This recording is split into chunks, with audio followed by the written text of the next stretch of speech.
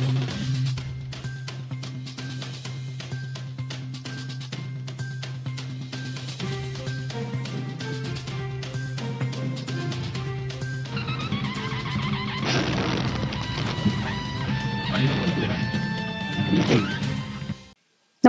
आपण पाहता हिरकणी न्यूज.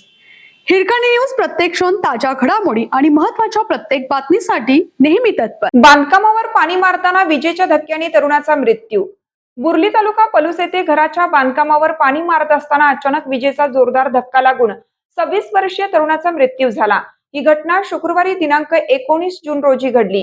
किरण भाऊसाहेब फाटक, वय 26, राहणार बुर्ली तालुका पलूस असं मृताचं नाव आहे. पोलिसांनी दिलेल्या माहितीनुसार किरण फाटक हा आपल्या नवीन घराच्या बांधकामावर पाणी मारत होता.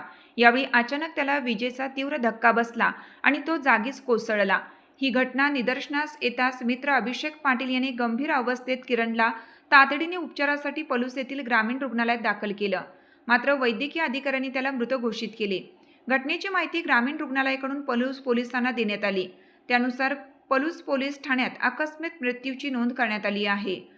पोलीस तपास करीत आहेत. होतकरू तरुणाच्या आकस्मिक मृत्यूने ग्रामस्थांमध्ये हळहळ व्यक्त होत आहे.